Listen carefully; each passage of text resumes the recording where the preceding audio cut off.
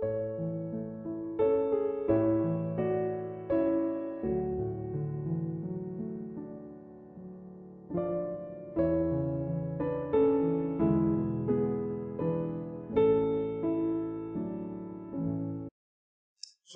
voy a leer un texto y después vamos a desarrollar una porción que tenemos ahí.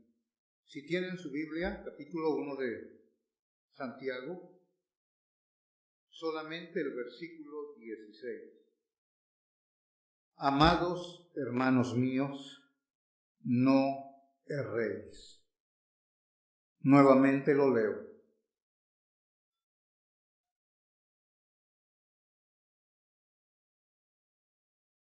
Es la grandeza del conocimiento de lo cual vamos a estar hablando, ya que la Escritura también dice que la vida eterna consiste en conocer al Dios verdadero.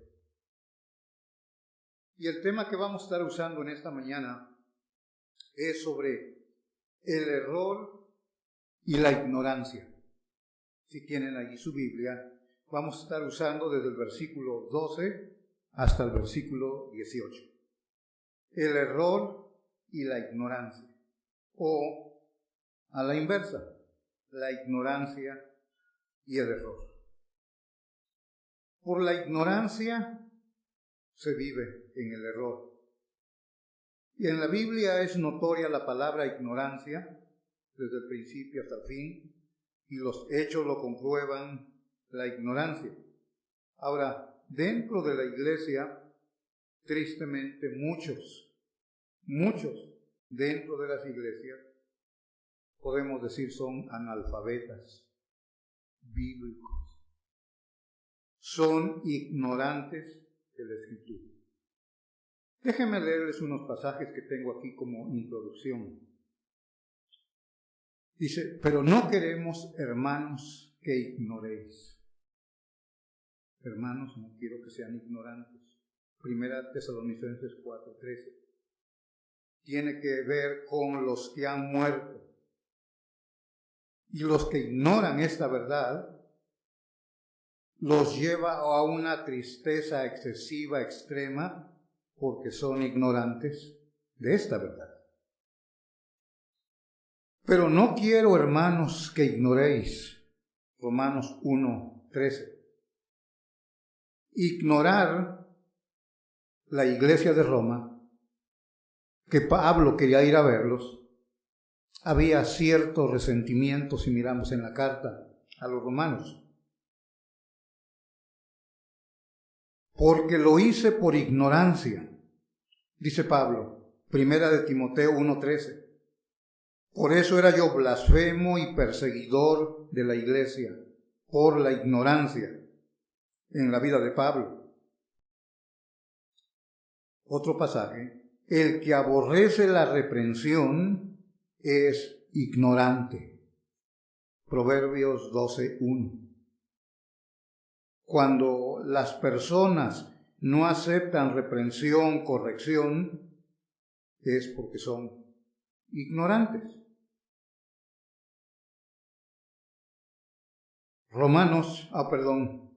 1 Corintios 12:1 dice, no quiero, hermanos, que ignoréis. Está hablando sobre los dones en la iglesia. Y por la ignorancia que habían los hermanos de Corinto, se creó un desorden en toda la iglesia. Hemos repasado 1 Corintios desde el capítulo 1, contiendas, divisiones, conflictos, grupos que habían formado en la iglesia. Seguimos más adelante y vemos el abuso o el desorden en la Santa Cena. Llegamos al capítulo 12 y hay el desorden en lo que son los dones, la ignorancia. Pero la ignorancia precisamente lo que hace es que mantiene esclavizados en el error a las personas.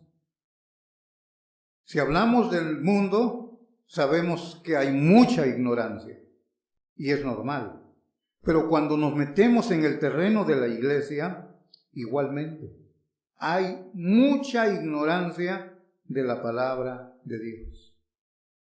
Y por eso mismo muchos están en el error. Veamos en esta mañana brevemente algunas lecciones. Primero vamos a mirar el error. 1:16, como ya lo he leído. Amados hermanos míos, no erréis. La versión de las Américas dice, no os engañéis.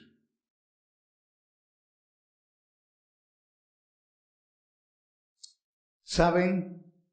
La ignorancia, algunos no la quieren aceptar, pero ¿cuántas cosas no se han hecho debido a la ignorancia que los ha llevado a errores que cometen las personas? O se mantienen en el error, dicen cosas equivocadas, hacen cosas equivocadas, precisamente por ello. La Sociedad Americana de Medicina aquí en Estados Unidos, por ley, hay un grupo que se encarga de publicar abiertamente todo lo que hay dentro de la medicina aquí en Estados Unidos. Por ejemplo, en el año 2018 hubo más de 350,000 muertos por errores de la medicina. Más de 350,000 muertos por errores de la medicina. Es ridículo eso. Se supone que los médicos están para curar al enfermo, pero 350,000 que hayan muerto por errores de ellos, es increíble. Hasta ridículo algunos casos. Estaba mirando sobre esto. Varios murieron porque cometieron el error de dar una dosis, o sea, sobredosis. Otros les dieron la medicina de un paciente a otro paciente. Otros, más ridículos todavía, que en la cirugía olvidaron instrumentos de la cirugía dentro del cuerpo. Abrieron el cuerpo, llevaron a cabo la cirugía y olvidaron algunas de sus herramientas allá dentro del cuerpo. Es increíble. Francia compró por lo menos 2,000 trenes. Francia. El problema está que los trenes que compraron no cabían en la mayoría de sus estaciones. ¿No es ridículo eso? Si voy a comprar algo, tengo que saber las medidas de la estación.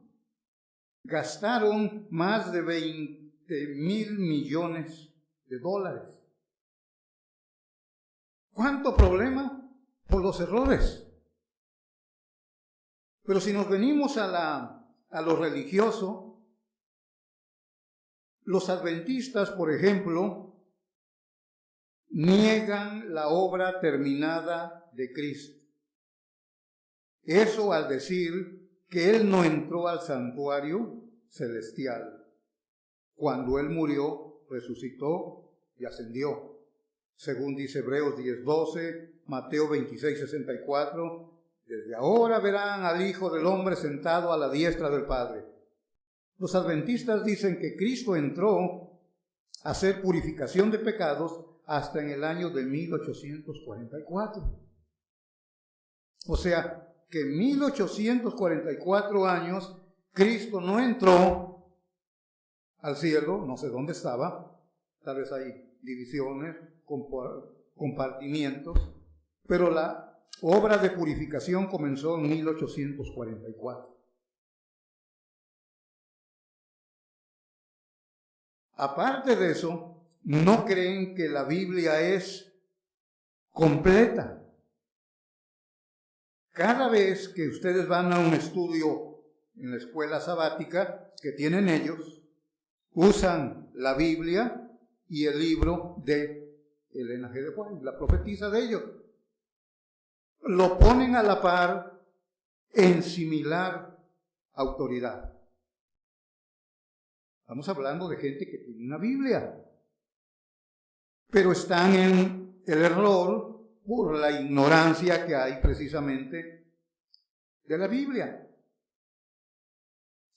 Los falsos testigos de Jehová igual niegan la deidad de Cristo, tienen una Biblia adulterada. ¿Y qué pasa? Donde se desprenden todas sus doctrinas equivocadas. Ahora, igualmente lo vemos en muchos grupos pseudo-cristianos que están en el error. Santiago dice, no erréis. Vean, por ejemplo, quiero que vean Mateo 22. Capítulo 22 de Mateo. Vean un error garrafal que tenían los líderes, los maestros de la Biblia, el Antiguo Testamento. Mateo 22, si lo tienen. Es ridículo. Pero la ignorancia de la Biblia los hace que la gente viva en este error. Miren el verso 23. Aquel día vinieron a él los saduceos que dicen que no hay resurrección. No creen en resurrección. Pero luego cuestionan a Cristo sobre la resurrección. El 28. En la resurrección, pues, ¿de cuál de los 7 será ella mujer? Ya que todos la tuvieron. Ven el verso 23, ellos no creen en resurrección, pero ahora cuestionan a Cristo sobre la doctrina de la resurrección. Y Cristo les dice en el 29, entonces respondiendo Jesús les dijo, erráis, el error, ignorando las Escrituras y el poder de Dios. Porque en la resurrección ni se casarán, ni se darán en casamiento, sino que serán como los ángeles de Dios en el cielo. Otra frase errada dentro del cristianismo. Note la frase, serán como los ángeles. No serán ángeles, serán como los ángeles. Muy común escuchamos cuando alguien muere de un ser querido. Nos imaginamos que nuestro ser querido anda con sus alas volando. Ahí. Es un angelito. Y algunos dicen frases, oh Dios ya tiene otro ángel en el cielo. Errores garrafales. Estos, los saduceos de esta religión político-religiosa, no creen en la resurrección, pero cuestionan a Cristo sobre ello. Y nuestro Dios viene a aclararles a ellos. Dice el 32, yo soy el Dios de Abraham, el Dios de Isaac, el Dios de Jacob. Dios no es Dios de muertos, sino de vivos. Los adventistas dicen que la persona que muere primero están dormidos. En algún lado, no sé dónde, están dormidos. Viene la resurrección y son aniquilados los malos. Los que no guardaron el sábado, la ley y toda su doctrina, son aniquilados. O sea, no existen más. Es un error. Y están en el error por la ignorancia de las Escrituras. Porque la Biblia dice que todos vamos a resucitar. Todo el ser humano es sempiterno. No hay nadie que no lo sea. Todos. Tuvimos un principio, pero no vamos a tener un fin. Buenos y malos resucitarán, unos para la vida eterna y otros para la condenación eterna también. No son aniquilados, van a sufrir eternamente la separación de Dios. Estamos hablando de grupos pseudo-cristianos. Marcos 12, ahí en los evangelios 12. Si tienen ahí 12, versículo solamente el 27. Es un pasaje paralelo nada más para apoyar lo que estaba mencionando. Dios no es Dios de muertos, sino Dios de vivos. Así que vosotros mucho erráis, el énfasis. Están, como decimos, bien equivocados. Bien errados están ustedes en lo que creen. Están ignorando. Erráis ignorando las Escrituras. Dijo Cristo aquí en Mateo 22, 29. Están en el error por ignorar las Escrituras y el poder de Dios. Por eso, mis hermanos, creer que hay apóstoles en estos días tiene muchas implicaciones. Hablaba con las personas que vinieron a mirarme para invitarnos a unas reuniones, los coreanos, pero va a estar un apóstol que va a estar enseñando también. Y yo mencionaba eso. Si yo creo que hay apóstoles, entonces creo que hay revelación nueva. Porque la iglesia, según Efesios 2, está fundada sobre la doctrina de los apóstoles. Si acepto que hay apóstoles nuevos en esta época, estoy aceptando que la Biblia no es completa. Está añadiéndose nueva revelación cada día. Por lo tanto, me pueden hablar muy bonito. Me dijeron varias cosas. Le vamos a hacer una cita con nuestro mero jefe, que va a venir de Corea, y le hacemos una cita para que usted hable con él, porque son dos hombres ya de muchos años predicando. Y pues tienen que quitar el apóstol. Es que nosotros somos una iglesia amigable. Bueno, nosotros somos bíblicos nada más. No somos, si quieren, amigables, sí, pero la verdad siempre crea mucho conflicto. Y si nos metemos todavía más en el error por la ignorancia que hay en la iglesia, vemos cosas que están sucediendo dentro de la congregación. Vayan a Corintio, a 1 Corintios.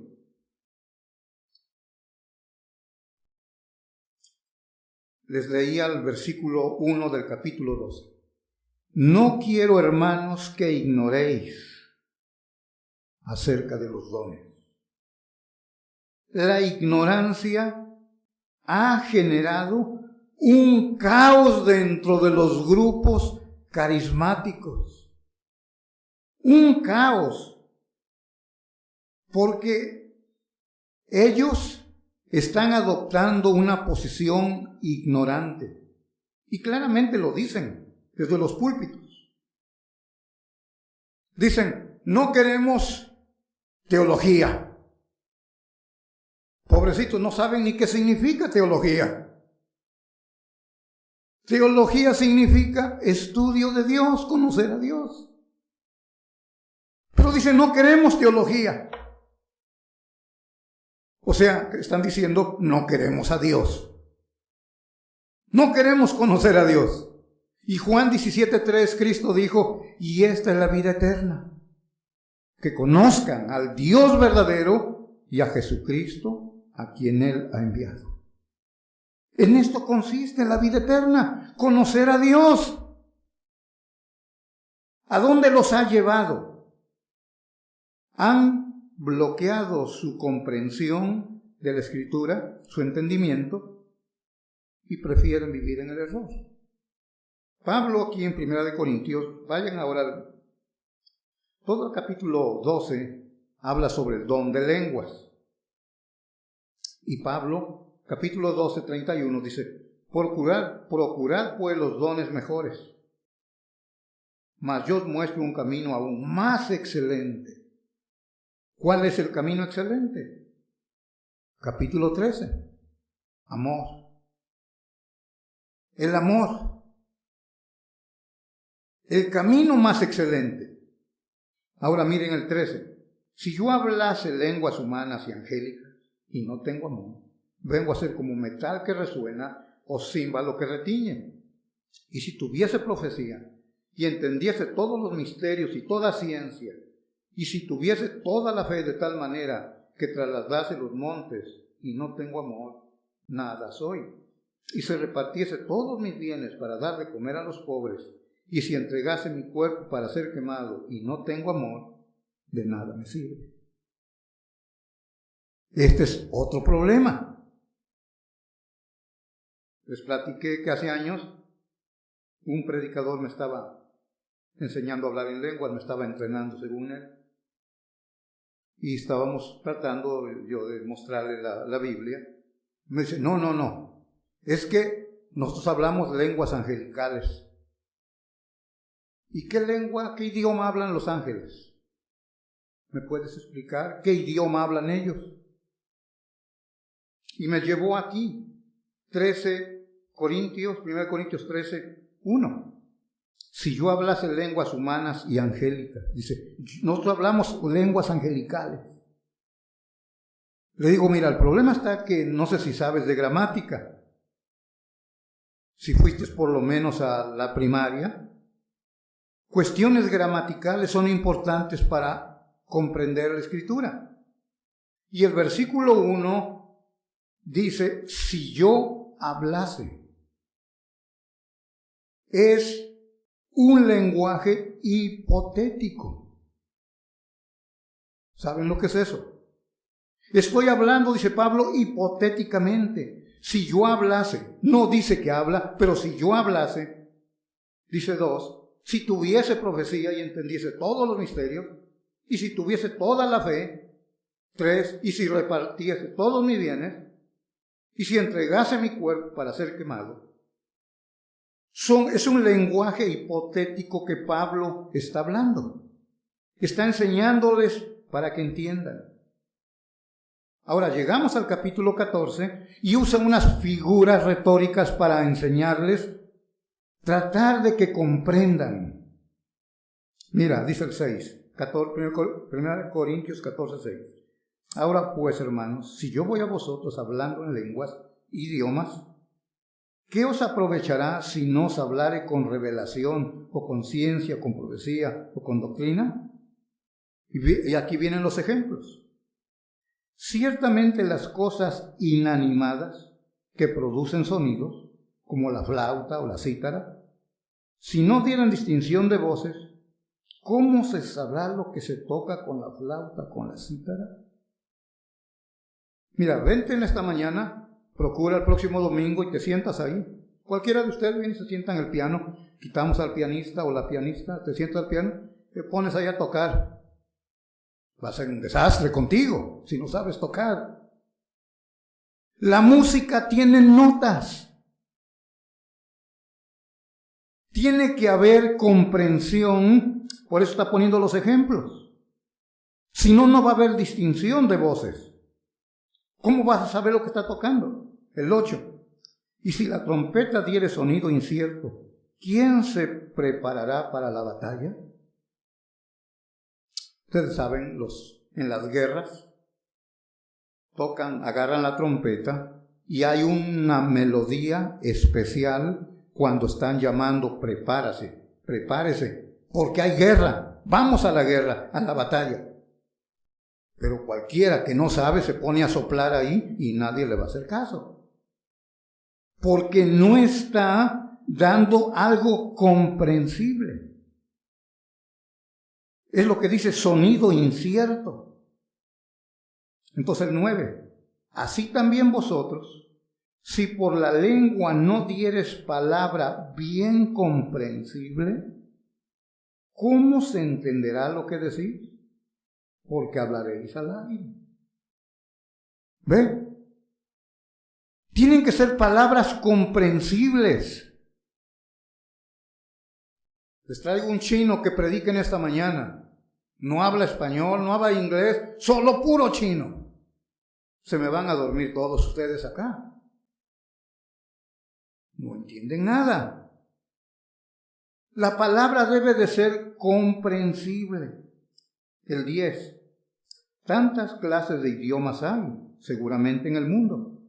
Y nota la aclaración. Y ninguno de ellos carece de significado.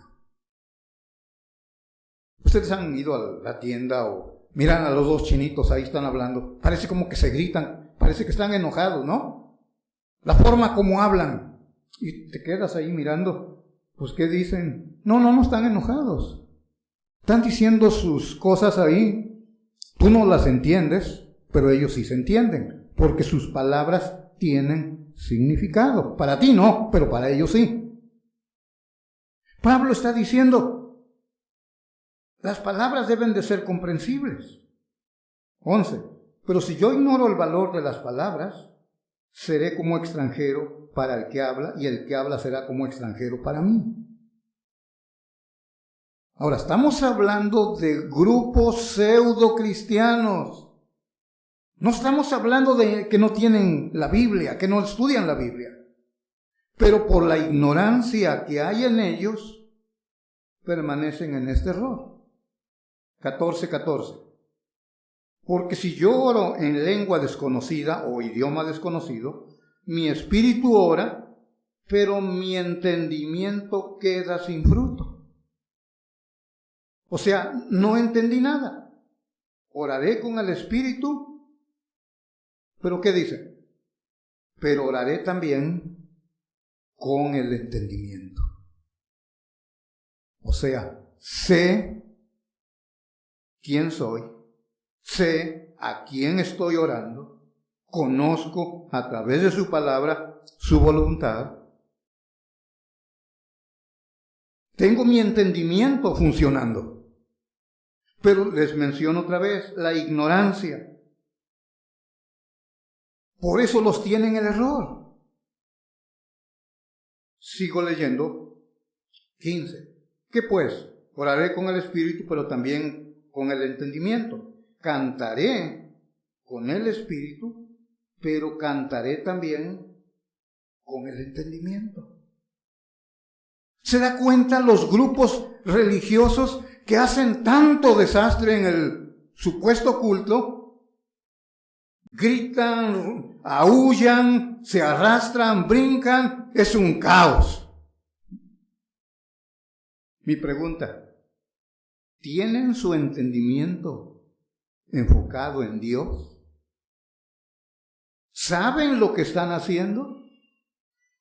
¿Saben a quién están adorando? ¿Se da cuenta cómo algunos han desconectado el entendimiento? No, yo nomás abro la Biblia y voy a predicar a ver en esta mañana. A ver, ¿dónde me sale la Biblia? Esto es lo que voy a predicar. ¿Estudio? No. El Espíritu Santo está en mí y Él me va a decir qué hablar. Y comienzan con tanta euforia a gritar los hombres, los predicadores, comienzan a gritar y la gente allá ignorante, amén, amén, este es mi pastor, Ignorante el de aquí, ignorante los que están sentados. ¿Se están entendiendo? Porque su entendimiento no lo están usando. O sea, ¿qué quiere decir? Que los cristianos son una bola de ignorantes. El miércoles estuvimos hablando que el pueblo de Dios, uno de sus distintivos es sabio. ¿Y qué más dijimos el miércoles? ¿Que no vinieron el miércoles? Bueno, ahí se los dejo para que piensen la enseñanza que escuchábamos el miércoles. Seguimos leyendo. Dice el 19, pero en la iglesia prefiero hablar 5 palabras con mi entendimiento para enseñar también a otros que 10,000 palabras en lengua o idioma desconocido. Hermanos, no seáis niños en el modo de pensar, sino sed niños en la malicia, pero maduros en el modo de pensar. Hermanos, piensen, dice el apóstol Pablo, usen eso. Y hermanos, hay dentro de las iglesias que todavía no han estrenado su cerebro, todavía lo tienen ahí, no sé cuándo lo piensan usar. Ignorantes, y por eso están en el error. Están cautivos, esclavizados. Seguimos leyendo. 23. Si pues toda la iglesia se reúne en un solo lugar y todos hablan en lenguas o idiomas desconocidos y entran indoctos o incrédulos. Mira la conclusión. ¿Qué van a decir esta gente? ¿No dirán que estáis locos? ¿No van a pensar que están locos? Y es lo que estamos mirando ahora. Mi hermano, esta ahora ya no se oye mucho. Cuando recién comencé a predicar en 1978, las lenguas eran muy populares. Después vinieron cambiando las modas. Surgieron hasta la risa santa, la cachetada santa, el baile, el remolinear. Han inventado cada cosa. Y ahora se andan correteando en el templo. Miré unos que andaban jugando soccer, fútbol aquí en el altar ahí abajo. Andaban jugando ahí. Es un circo todo eso. Mi pregunta, ¿qué tan ignorantes son para vivir en ese error? Hermanos, no erréis. No te equivoques. No te engañes. Por eso en 1 Corintios, no tienen que ir ahí ahora para que no se me distraigan, pero 1 Corintios 5, cuando habla del pecado de incesto, o sea, sexual que se comete, dice, no ignores que los fornicarios, adúlteros, y comienza a hablar, no entrarán al reino de los cielos. Porque muchos se han relajado tanto que piensan que no importa cómo vivas, al fin que estamos en la gracia y tienes toda la bendición para entrar en el cielo. La ignorancia mantiene en el error a la gente.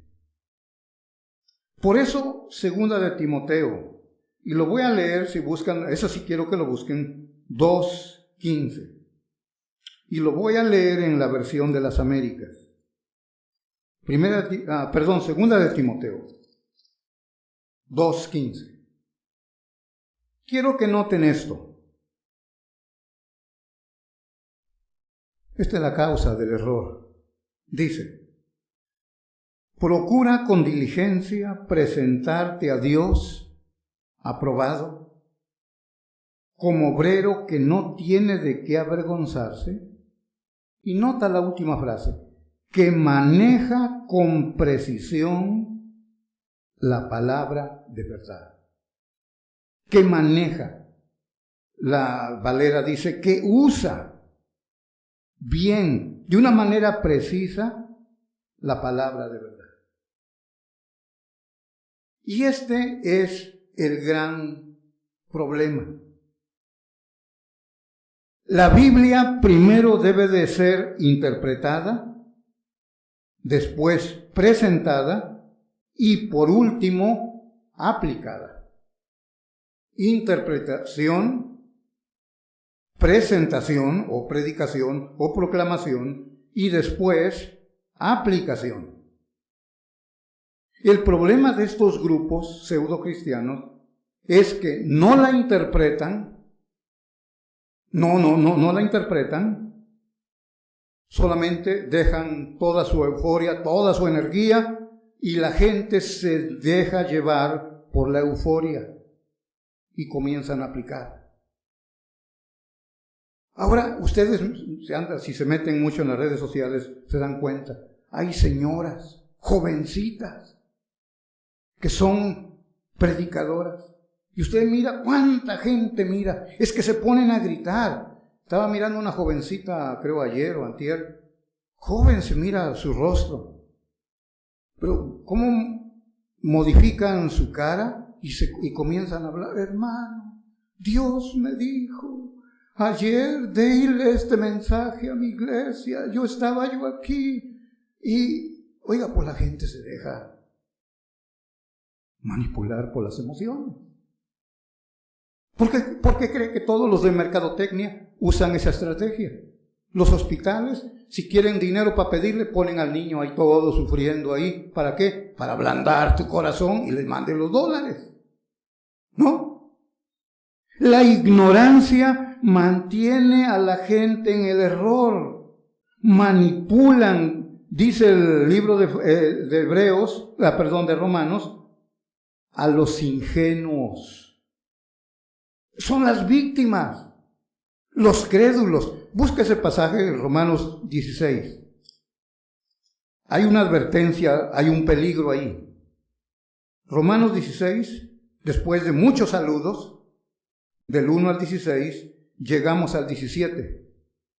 Mas os ruego, hermanos, que os fijéis en los que causan divisiones y tropiezos contra la doctrina que vosotros habéis aprendido. Dice, identifícalos, abre bien tus ojos y mira quiénes son estos. Ahora, si ya los has identificado, dice, que os apartéis de ellos. Aléjate, porque tales personas no sirven a nuestro Señor Jesucristo, sino a sus propios vientres, y con suaves palabras y lisonjas engañan los corazones de ¿quiénes? De los crédulos, de los ingenuos, de los que se creen todo. ¿Por qué cree que la gente que escucha a esos falsos maestros están sentados ahí en el auditorio y dicen amén a los predicadores? Son ingenuos, se creen todo. Como esa mujer que trabajaba con Maldonado, el colombiano, que hacía que caía oro ahí, sacando dinero a la gente. Miren, tengo poder que hago que caiga oro Y la señora dice que trabajaba en eso. En los vents que tiene el aire, se ponía a echar ahí cosas de esos de color oro y comenzaba a caer ahí. Toda la gente emocionada. Este es un ungido. Hasta oro hace que caiga. Y la gente tonta, ingenua, ¿se cree eso? La ignorancia. Entonces, vamos a pasar a la segunda lección. Aquí en Santiago, el contexto de esta palabra. Error, no erréis. Aquí, el error, cuando Santiago está escribiendo, es, en segundo lugar, atribuir culpa a Dios. Si tienen ahí su Biblia. 13. Cuando alguno es tentado, no diga, cuidado con lo que dices, cuidado con lo que hablas, no digas que es tentado de parte de Dios. No digas eso. ¿Por qué? Porque Dios no puede ser tentado por el mal, ni Él tienta a nadie. Ahora, la ignorancia que mantiene a la gente en el error, lo hace que hable de esta manera. Dios mío, pero ¿por qué a mí me está pasando esto? Señor, pero ¿por qué? ¿Por qué? Y el escritor sagrado dice, no digas esto, no erréis, no te engañes, no hables, cuidado con tu lengua, va a decir en el capítulo 3 de Santiago.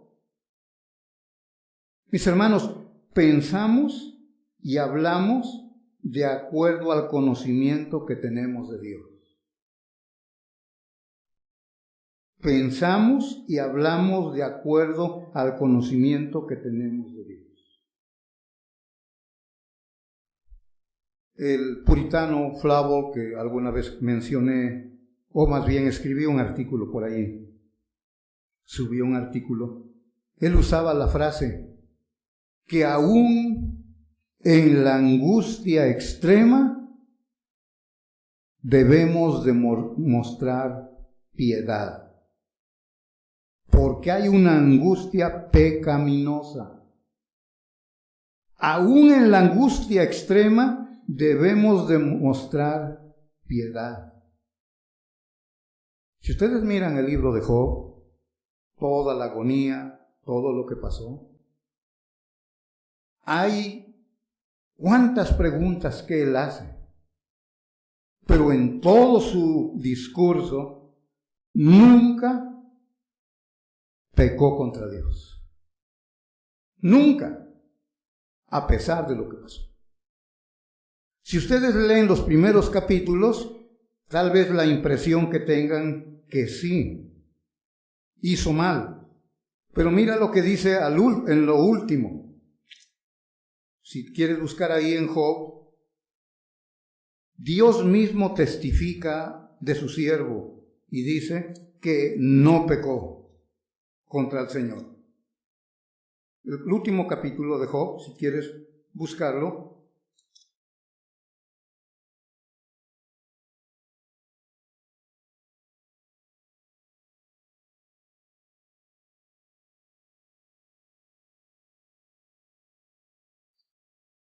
si ya lo tienen.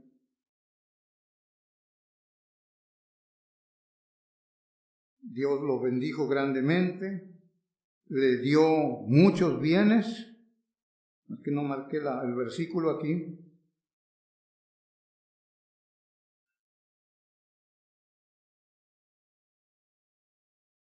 No encuentro el pasaje, lo puse mal. Donde habla que él no pecó, mi siervo, pide que vayan los amigos para que Job ore por ellos. Hay los hermanos teólogos que fueron ayer, ahí me lo buscan y me dicen el pasaje. Entonces, el error aquí es atribuir culpa a Dios. Y Santiago dice, no digas que Él te ha tentado a pecar. No digas que Él te ha inducido a pecar. Dios te prueba, pero no te tienta a pecar. No. ¿Mandé? Oh, mira, está el otro, ¿qué teólogo ahí? Ok. Sí. Ajá. Ahora pues tomaos 7 becerros, 7 carneros, id a mi siervo Job y ofrecer holocausto por vosotros, y mi siervo Job orará por vosotros, porque de cierto a él atenderé para no trataros afrentosamente, por cuanto no habéis hablado de mí con rectitud, como mi siervo Job. Habló con rectitud este hombre. Entonces volvemos a lo que estamos ahorita aquí en Santiago. Dios prueba, como Génesis 22:1, probó a Abraham, pero no tienta, no te guía, no te induce a pecar. Y es lo que Santiago dice, no se equivoquen, quítese, sálgase de ese error. Dios no los va a guiar nunca a pecar. El problema, otra vez, es por la ignorancia. El capítulo 1 de Santiago, versículo 2, habla de que iba a haber diversas pruebas. No dice que si tengas pruebas, más bien cuando os halléis. Es una declaración, sí vas a tener pruebas. Pero cuando llegamos al versículo que estamos mirando ahí, el 13, cambia todo. Aquí no son pruebas, aquí la tentación. Y Dios no hace eso. No te induce a pecar. Pero cuando estás en las pruebas, eres más vulnerable emocionalmente y tiendes a culpar a Dios de lo que te está sucediendo. Porque estamos más vulnerables. Estamos sufriendo, la prueba es intensa en la vida y no sabemos cómo manejarla. Por eso Santiago 1 dice, bueno, si tienes falta de fe o de sabiduría, pídale a Dios para que te dé comprensión y entendimiento de lo que estás pasando. El problema es que no queremos hacerle caso a Dios y atribuimos culpa a Él. Siempre ha sido así el ser humano. ¿Se recuerda Génesis 3? ¿Quién pecó? ¿Adán o Eva? Eva, ¿verdad? Es lo que dice la Escritura. Ella comió el fruto prohibido. Ella fue la que pecó, y Timoteo también dice que no fue Adán, sino la mujer la que pecó. Pero cuando viene Dios, no busca a Eva, viene y busca a Adán. ¿Qué has hecho, Adán? Y Adán dice, oh Señor, si no hubieras hecho esa mujer y me la hubieras traído, todo estaría bien. El problema que me hiciste es una mujer y la trajiste. Es lo que está diciendo Adán. La mujer. ¿Qué no era más fácil que Adán pidiera perdón a Dios? No, fue la mujer la que me engañó. Y comí. Luego Dios va con Eva. ¿Y Eva, quién le echa la culpa? Por la serpiente. Yo no tengo nada que ver, ese animal tan hermoso que andaba aquí fue el que me engañó. Yo soy inocente. ¿No todos nos justificamos inventando eso? Alguien nos llama la atención. No, es que yo lo hice por esto, yo lo hice por esto. Como hoy, los que llegan tarde, ¿qué van a decir? Pues es que cambiaron la hora, por eso llegué tarde. No culpes el tiempo, el problema es tu corazón. No es el reloj. Vamos a hablar más adelante sobre eso, así que téngame paciencia. Entonces, erróneamente se atribuye culpa a Dios. Y Santiago dice, no digas que fue Dios. No digas que Él fue el culpable que te indujo o te induce a pecar. Otra vez volvemos, 2 Timoteo 2:15.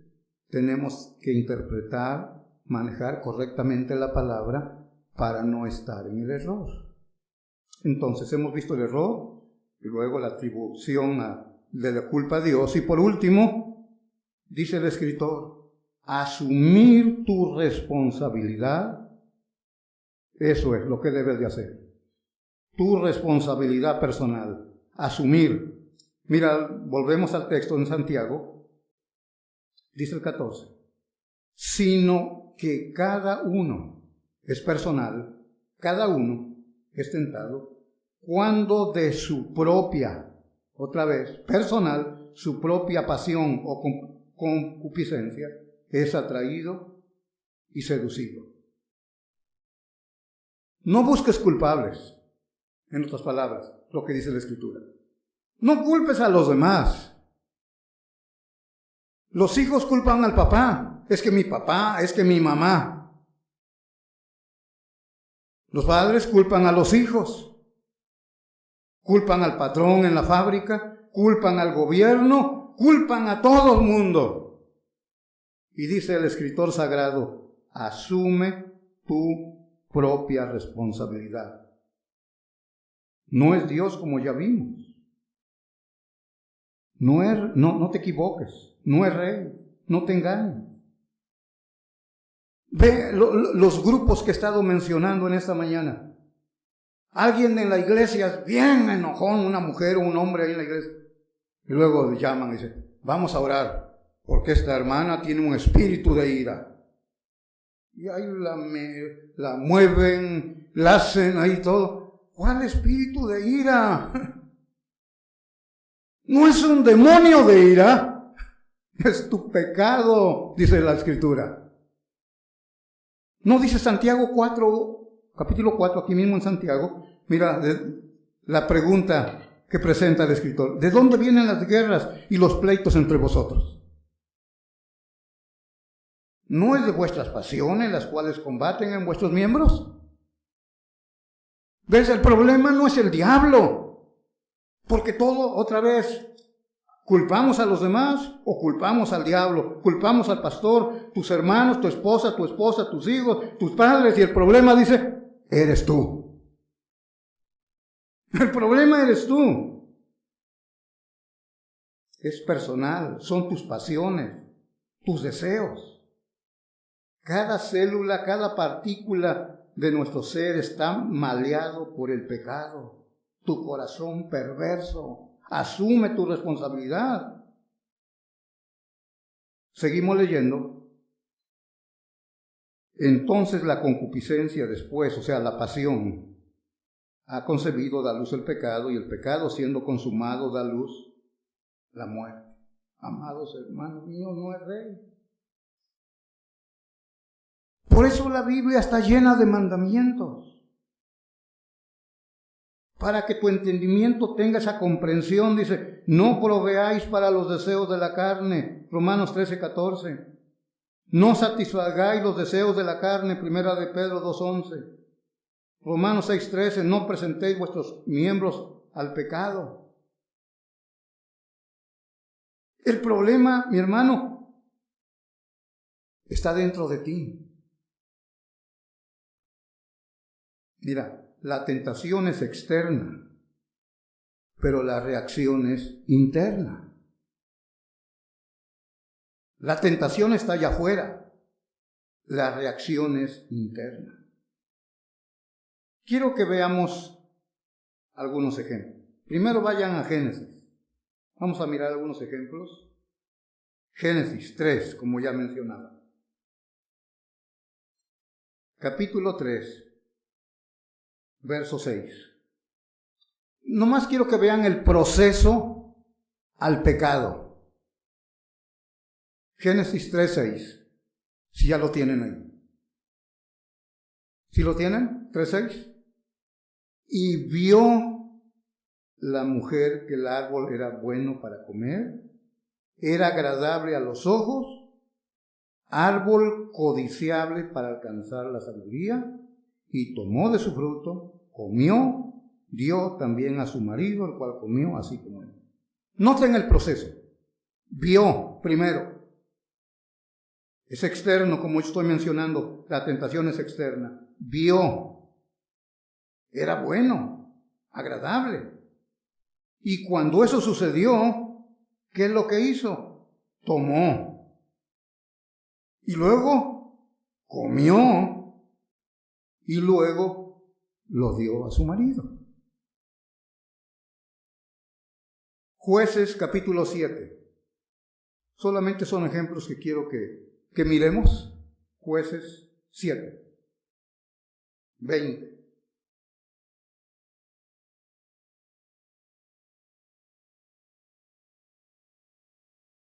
Bueno, vamos a mirar más el 21 para no tomar mucho tiempo. El 21, si lo tienen.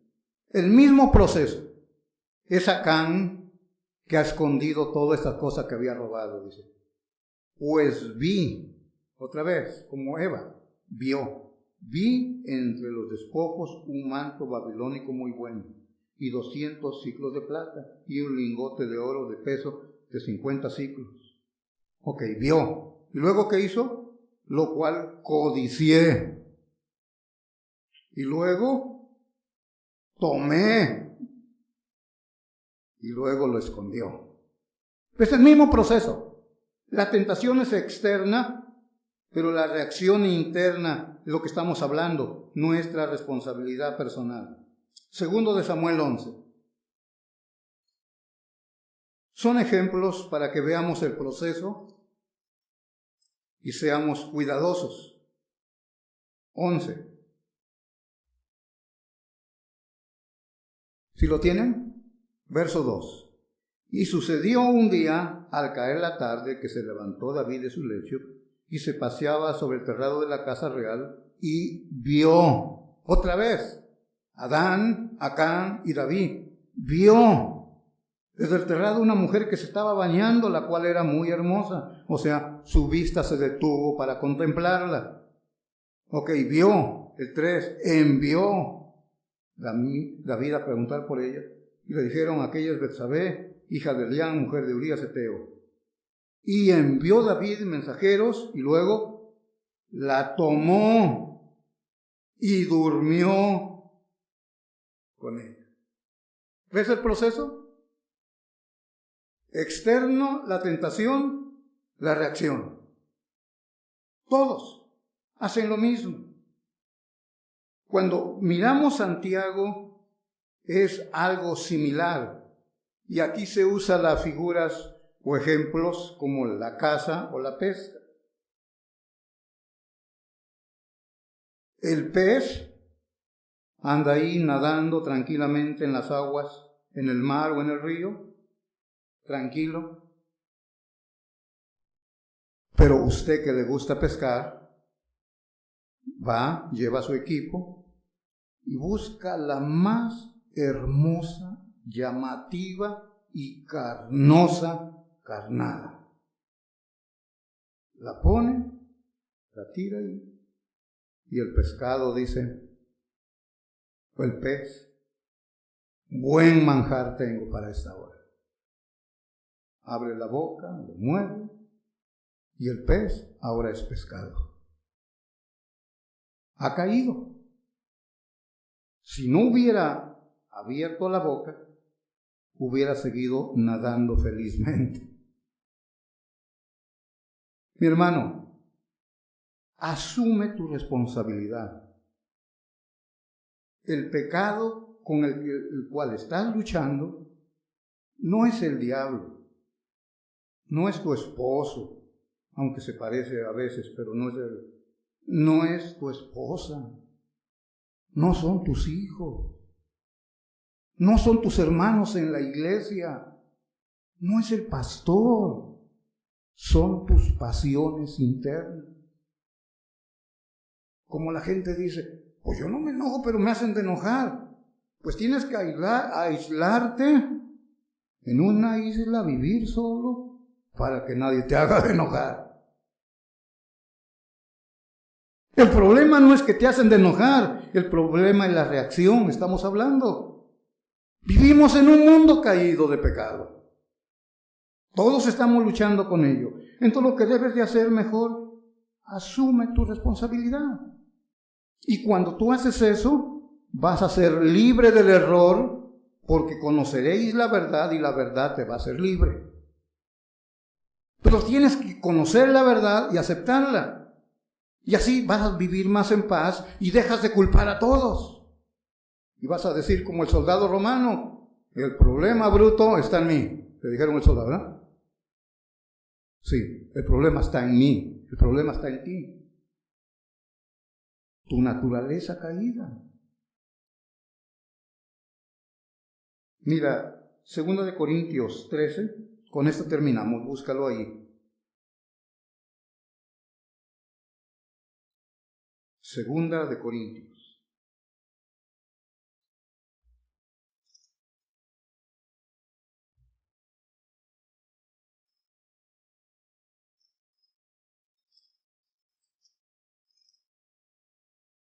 Si lo tienen ahí, 13:8. Porque nada podemos contra la verdad, sino por la verdad. Léalo conmigo. Porque nada podemos contra la verdad, sino por la verdad. Verdad absoluta de Dios, su palabra. Busca conocer más y más a tu Dios. Y el conocimiento te va a librar del error donde estás. Es lo que dijo el Señor Jesucristo en Juan 8. Conoceréis la verdad y la verdad te hará libre. Ya no vas a guiarte por lo que dicen, por lo que sientes, por lo que piensas, sino ahora la guía de tu vida va a ser la lumbrera que tienes, como dice la Escritura, lumbrera es en mi camino. Oramos, Padre, gracias Señor en este día por tu palabra. Cuánta ignorancia, Señor, hay de tu palabra. Mi Dios, como tu palabra misma dice, el Dios de este siglo ha cegado el entendimiento. Cuánta gente vive en el error por la ignorancia de tu palabra. Ahí está tu voluntad revelada. Es clara. Señor, ayúdanos. Oh Dios, que tengamos ese anhelo ferviente por tu palabra, hambre de ella. Señor, que hallemos, que encontremos deleite. Esta ley tuya, tu palabra, es perfecta, que hace sabio al sencillo.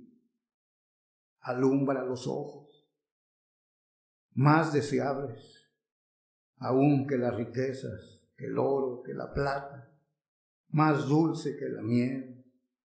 Y hay galardón para aquellos que se esfuerzan en guardar tu palabra. Qué hermoso lo que dice.